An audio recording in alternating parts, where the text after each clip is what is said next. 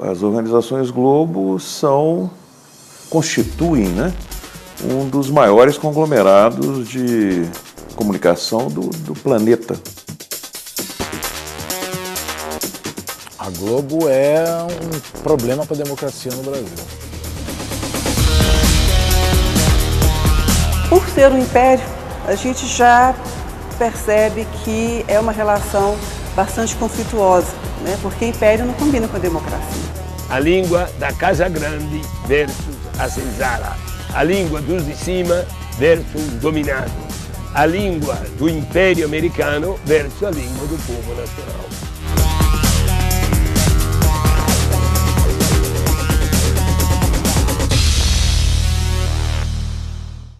Fue de la mano del periodista Irineu Marinho que en 1925 fue creado en la ciudad de Río de Janeiro el periódico O Globo, el primero de lo que sería la mayor cadena de comunicaciones de América Latina. As organizações Globo, né, elas são um imenso poder social. Né? A TV mais recente, né, porque a TV foi fundada em 65, mas a imprensa foi fundada na década de 20, o Jornal Globo, e a rádio na década de 40, logo após o final da Segunda Guerra Mundial. Até 64, o Roberto Marinho era dono de uma rádio que tinha uma audiência considerável no Rio e um jornal que não era dos jornais mais de maior destaque no Rio. Você tinha, naquele momento ainda era um cenário de muitos jornais, hoje você tem uma concentração, naquele momento você tinha vários jornais e o Globo não era um dos principais jornais do Rio. Então o Roberto Marinho não era o empresário de comunicação de destaque. Bajo el comando de Irineu y su hijo Roberto Marinho, el periódico O Globo dio paso a las organizaciones Globo en un proceso de amplia expansión en el mercado de las comunicaciones.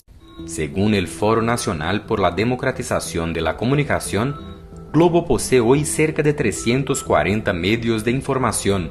Sus tentáculos alcanzan la radio, televisión, publicaciones impresas, marketing, productoras y distribuidoras de cine, disqueras, portales de internet y operadoras de cable. A lo largo de casi un siglo de actuación, el negocio de la comunicación le rindió a las organizaciones Globo un fuerte poder económico.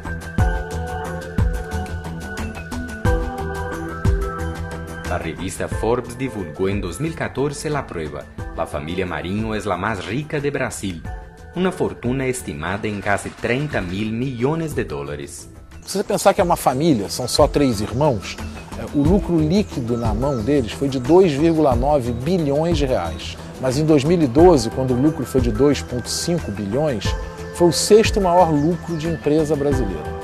A Globo só perde para Petrobras, Vale, em termos de lucro líquido. Aumentou, quer dizer, isso em 2012, em 2013 aumentou. Quer dizer, então a Globo hoje é uma empresa extremamente lucrativa. Um poder econômico que forja a Globo como um dos principais instrumentos de defesa de las classes dominantes e seus interesses.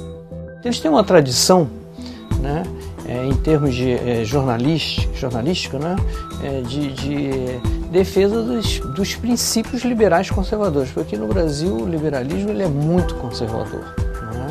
Não é um liberalismo que se desdobra em pretensões democráticas, é um liberalismo que se desdobra num regime representativo restrito de elites, né, onde esses setores que dominam recebem apoio.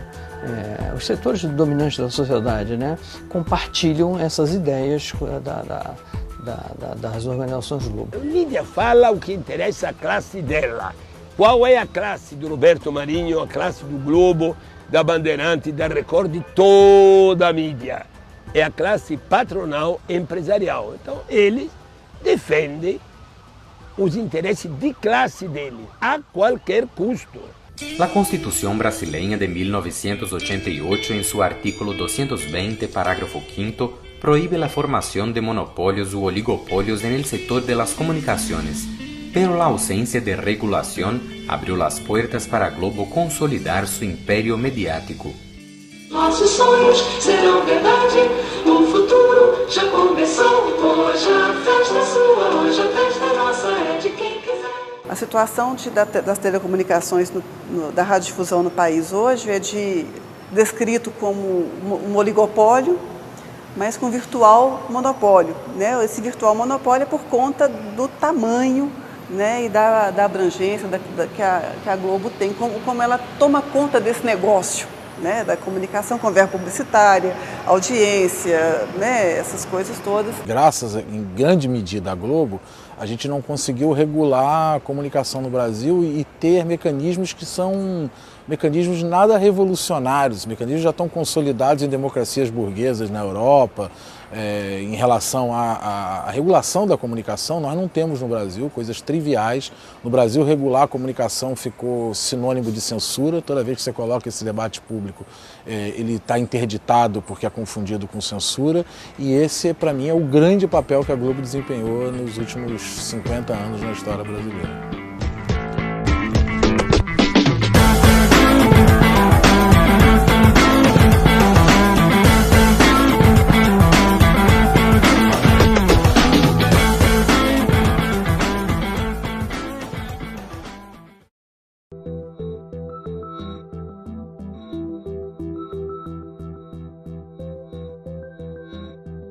A comienzo de los años 60, la llegada al poder del gobierno popular de João Goulart generó una fuerte articulación de la familia Marinho. Junto a otros grupos empresariales de la comunicación, fue creada la Red de la Democracia, instrumento esencial para abrir camino a los más de 20 años de dictadura militar en el país. Ela foi criada em outubro de 1963, 5 ou 6 meses antes do golpe, justamente para pedir intervenção, justamente para difundir a propaganda anticomunista, justamente para mobilizar, né, os corações e mentes contra o governo Goulart. E nesse ano de 63, o governo já tinha lançado a proposta de reforma agrária. Então, o tema central da Rede da Democracia é reforma agrária, que é entendida como uma ameaça à propriedade privada, que é entendida como uma ameaça aos valores que predominavam aqui, valores cristãos, valores capitalistas, valores de princípios de mercado, né, de economia de mercado. Trabalhadores do campo já poderão então ver concretizada, embora em parte, a sua mais sentida e justa reivindicação, aquela que dará um pedaço de terra fácil para ele trabalhar, um pedaço de terra para ele cultivar.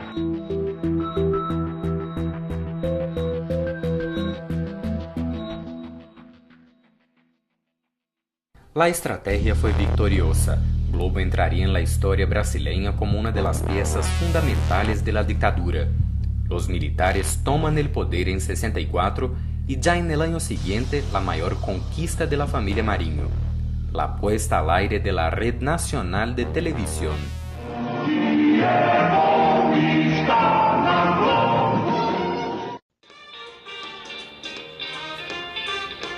A Globo se fez em 65, começou a funcionar como um canal oficial da ditadura. Oficial, não.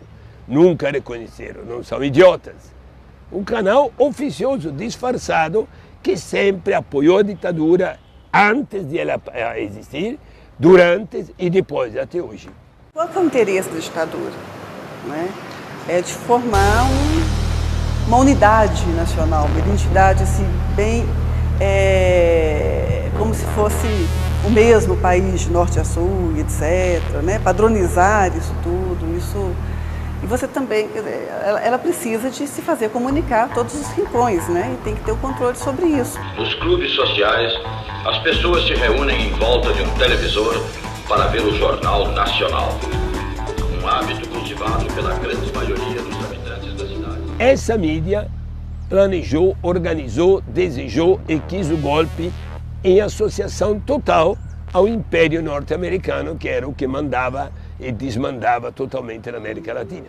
En 2014, en el marco de los 50 años del golpe militar, fue revelado en los medios alternativos de Brasil un documento del gobierno estadounidense, en el cual es narrado un encuentro entre el entonces embajador de los Estados Unidos en Brasil, Lincoln Gordon, y el presidente de las organizaciones Globo.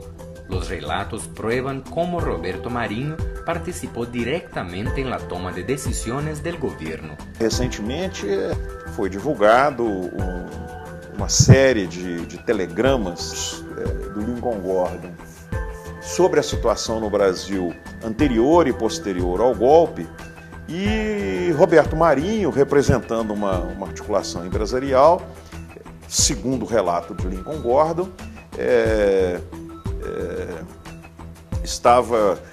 advertia sobre a inconveniência da eleição direta, porque se houvesse eleição direta, os grupos de oposição certamente seriam vitoriosos e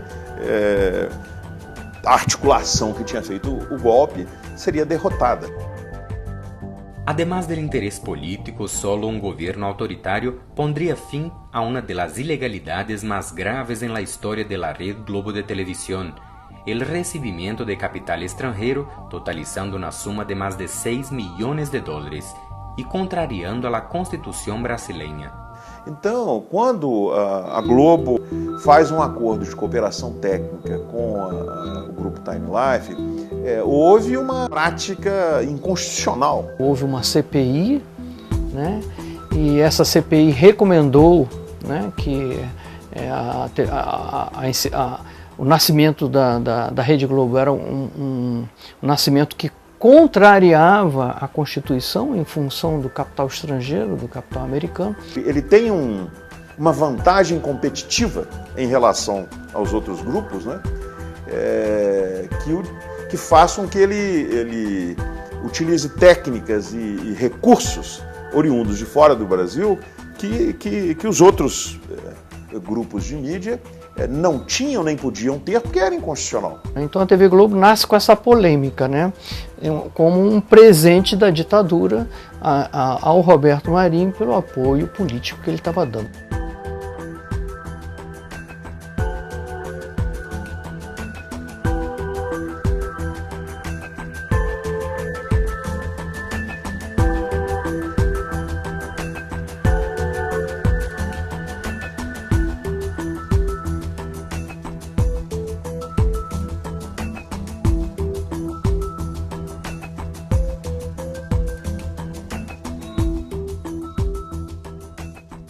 É muito interessante que recentemente, quando a Globo faz um editorial falando que foi um erro ter manifestado o apoio ao golpe, né? Que as pessoas falam, a Globo está fazendo meia-culpa. A Globo não fez meia-culpa naquele editorial. A Globo, naquele editorial, ela falou que foi um erro ter tornado público o seu apoio ao golpe, né? Mas se a gente lê o editorial na íntegra, né, lá ele fala que naquele momento era importante. Então, ela reconhece, inclusive hoje, quando ela faz uma revisão da história dela, ela não acha, ela reconhece essa ligação que ela teve com o golpe de 1964.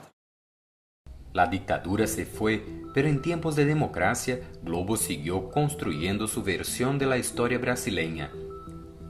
En 1989, cuando la izquierda se unió en torno de la candidatura de Luiz Inácio Lula da Silva, la red Globo una vez más intervino en la vida política de Brasil. Estamos iniciando a última parte do último debate desta campanha eleitoral. Un debate entre los candidatos fue editado y retransmitido por la televisora en una clara intención de favorecer al candidato de la derecha, Fernando Collor de Mello. A Globo edita as imagens de modo a pegar os piores momentos do Lula e os melhores momentos do Collor, né?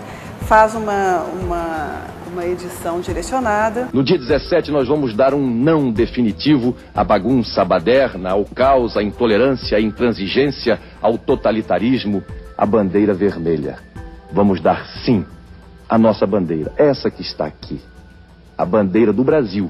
A bandeira verde, amarela, azul e branca. Como a repercussão da Globo é muito grande, né? E aí você tem uma discussão sobre o nível de influência dessa edição sobre o resultado da eleição.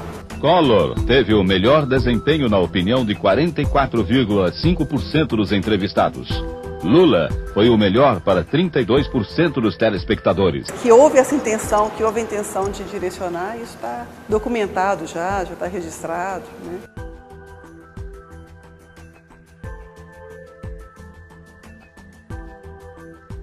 Então, nós fomos procurados pela assessoria do Collor, e o Miguel Pires Gonçalves aqui pediu que eu desse alguns palpites, e eu achei que a briga do Collor com o Lula nos debates estava desigual, porque o Lula era o povo e o Collor era a autoridade. Então nós conseguimos tirar a gravata do Collor, botar um pouco de suor com uma glicerinazinha e colocamos as pastas todas que estavam ali com supostas denúncias contra o Lula, mas as pastas estavam inteiramente vazias, com papéis em branco.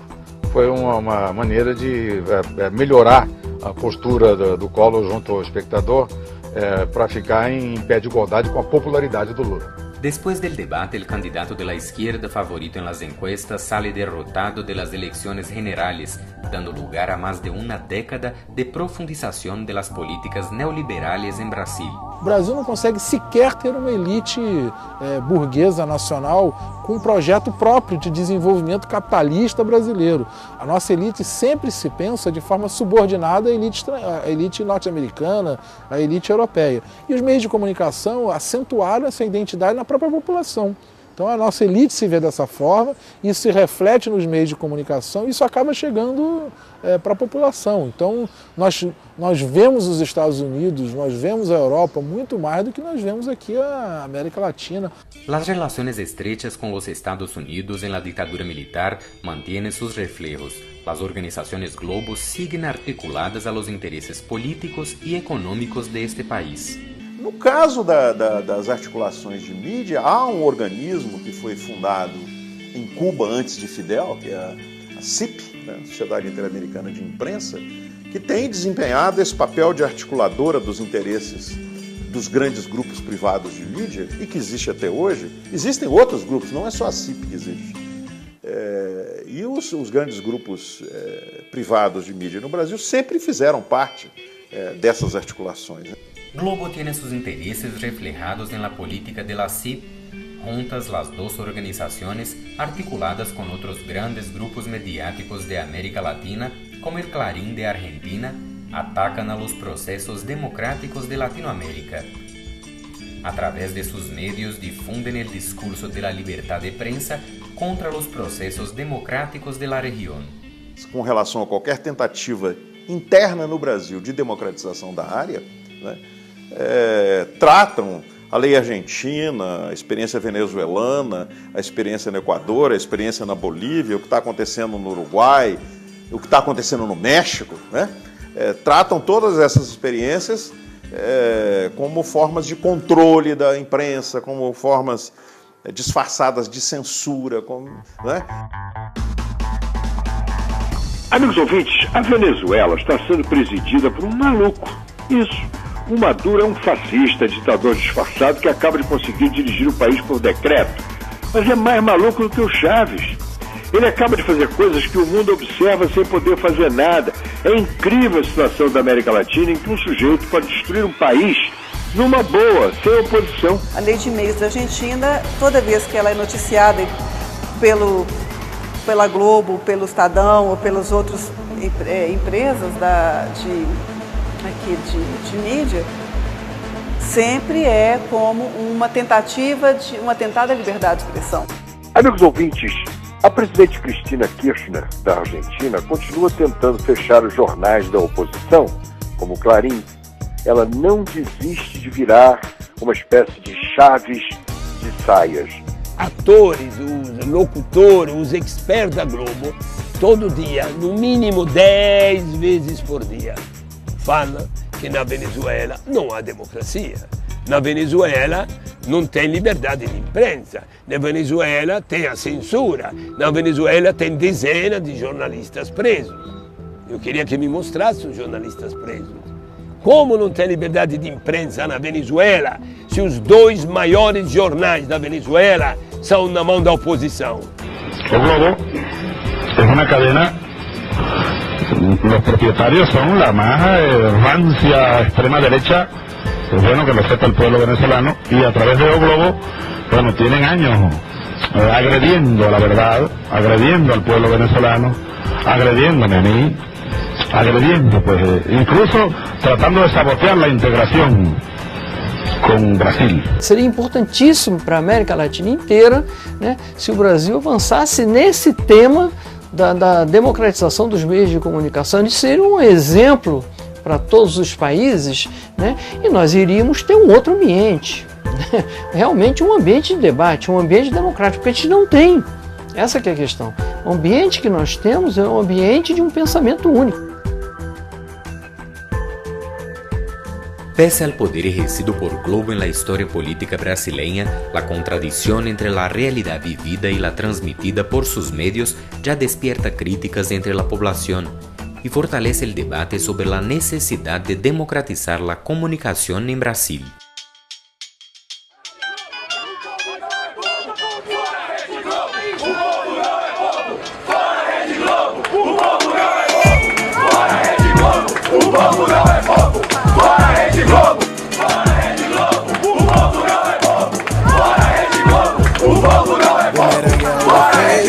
O que for daquela forma retorna com a mesma intensidade de modo perfeito. O povo não é fogo, fora Rede Globo. Tipo João Bobo, tipo saco de bobo, o famoso laureado vive aí voltar. Tipo engravatado larato que rouba muito, mas não vive sem escolta. Não é punição, não é castigo, meu amigo. Não é maldição, nem profecia, minha tia. É só a lei. Desde os tempos em que os tempos não eram contados, já dizia o rei dos reis. Preste atenção, analise, não é difícil. Tudo vai voltar. Ação, palavra, pensamento, atitude. Tudo vai voltar. Metafisicamente, subatomicamente. Ou o Brasil acaba com a Globo, ou a Globo acaba com o Brasil.